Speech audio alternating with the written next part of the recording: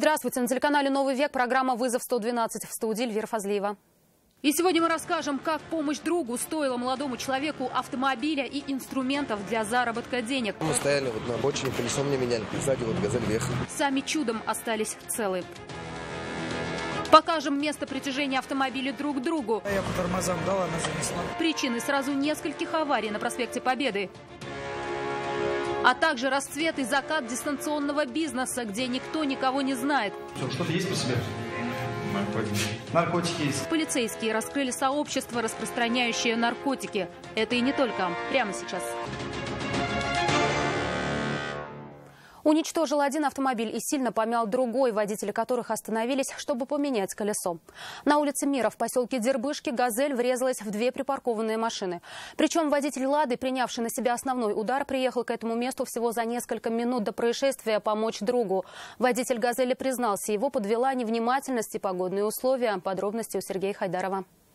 Мы стояли на обочине, колесо мне меняли. Как раз колесо тут меняли, и сзади «Газель» въехал. Рамиль, водитель той машины, у которой стало спускать колесо, остановился, понял, что один не справится, и сделал звонок другу, позвал на помощь. Друг подъехал, мне просто помогать.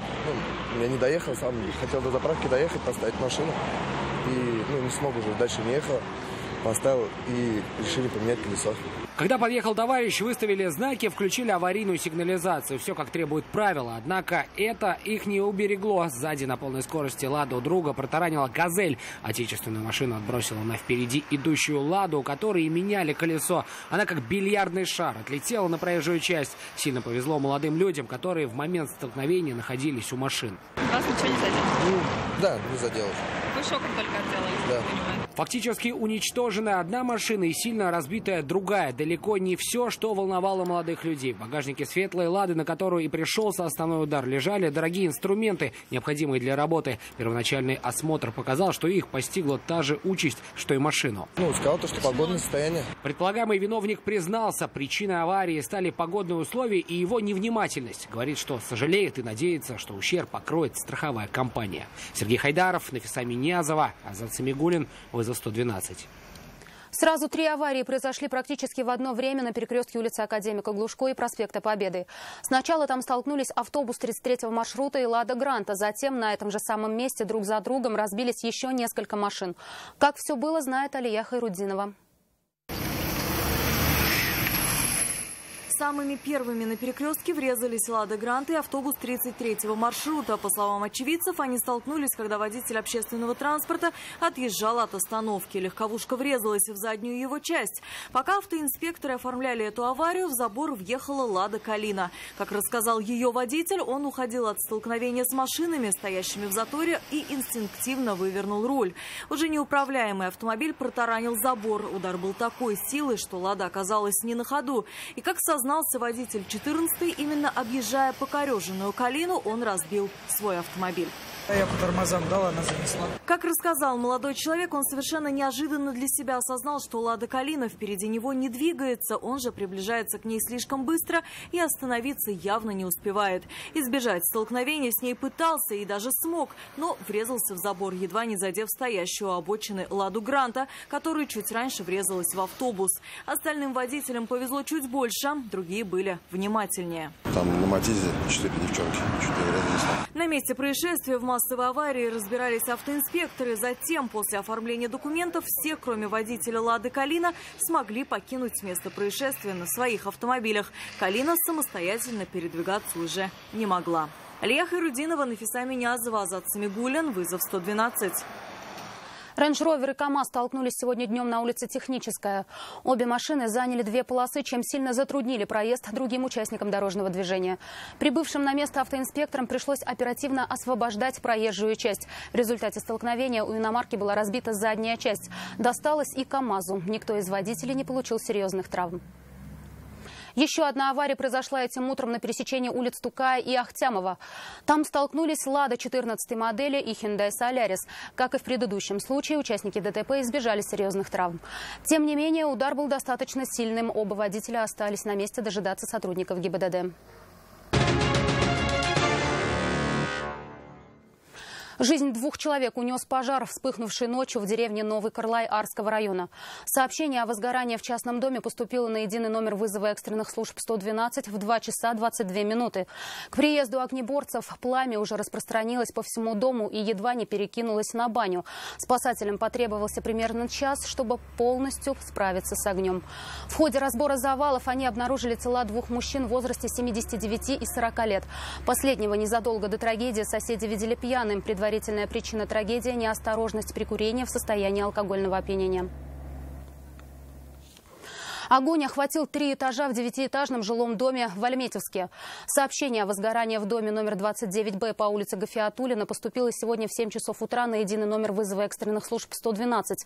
По предварительной информации, огонь вспыхнул в квартире 6-го этажа. В этот момент дома жильцов не было. Вскоре пламя перекинулось на балкон, а оттуда пошло выше и охватило балкон и квартиру на 7-м этаже дома. Кроме того, частично пострадал и балкон соседа сверху. В результате возгорания никто не пострадал. Многие жильцы покинули задымленный подъезд самостоятельно. Прибывшим на место огнеборцам потребовалось порядка 10 минут, чтобы ликвидировать возгорание. Площадь пожара составила 26 квадратных метров. В общей сложности огонь уничтожил 2 квартиры. Предварительная причина происшествия – нарушение правил монтажа и эксплуатации электрооборудования. Пожарные столкнулись с 2 основными сложностями. Проезд пожарной техники был затруднен припаркованными автомобилями. Не сразу удалось установить автолестницу. Кроме того, поднявшись по лестничным маршам, пожарные не сразу смогли попасть в квартиру, в которой начался пожар, так как им пришлось с помощью бензореза вскрывать 2 металлические двери в тамбуре и при входе. Через 13 минут после получения вызова открытое горение было ликвидировано. Сразу 2 пожарных расчета и полицейские экстренно прибыли в один из домов на улице Мусина. Соседи позвонили на единый номер вызова экстренных служб 112 и сообщили, что на 4-м этаже сильное задымление и людям в квартирах уже тяжело дышать. Пожарные быстро установили: горит старый диван, который стоял прямо в подъезде. Огнеборцы вынесли горящий предмет на улицу и стали выветривать помещение от запаха гари. Соседи предположили, что причиной возгорания, вероятнее всего, могла стать непотушенная сигарета. Дело преступного сообщества, занимавшегося, как установили следователи, сбытом наркотических средств, дошло до суда. На скамье подсудимых окажутся 8 человек, причем не только рядовые сбытчики, но и те, кто занимался административной деятельностью, что большая редкость. Самому старшему подсудимому 45 лет. Младший едва исполнилось 18. О расцвете и крахе криминальной группировки репортаж Айрата Назипова. По версии следствия, свой криминальный путь преступное сообщество начало в январе 2017 года. Тогда неустановленный пока человек создал интернет-магазин и зарегистрировал его в различных мессенджерах, а после подыскал поставщиков наркотиков и создал сеть сбыта. Группа включала в себя несколько обособленных подразделений. Одни перевозили крупные партии зелья в тайники для оптовых закладчиков, а те, в свою очередь, фасовали их и прятали в новых тайниках, предназначенных уже для розничных закладчиков. Именно последние распределяли наркотики в новых местах, откуда их забирали покупатели интернет-магазина. Что-то есть при себе? Наркотики. Наркотики есть. Где? В кармане. В каком кармане? В куртке. Хорошо. С какой целью вы при себе их хранили? Чтобы оставить с закладкой. Механизм работал как часы. За этим следили менеджер и оператор. Первый отвечал за подбор и обучение новых членов криминального сообщества. Второй за координацию работы подразделений и контролировал движение наркотиков. Впрочем, от ответственности они все же не ушли. Задержания проводились с декабря 2017 по июль 2018 года в Казани, Липецке и Ижевске. При проведении досмотра подозреваемых и обысков у них было изъято около килограмма наркотических средств. 1, 2, 3, 4. Участники группы не были знакомы между собой. Так называемую зарплату они получали при помощи электронных кошельков, оформленных на подставных лиц. Всего полицейским удалось задержать 8 членов преступного сообщества в возрасте от 18 до 45 лет. Одна из участниц была вовлечена в группу еще в несовершеннолетнем возрасте.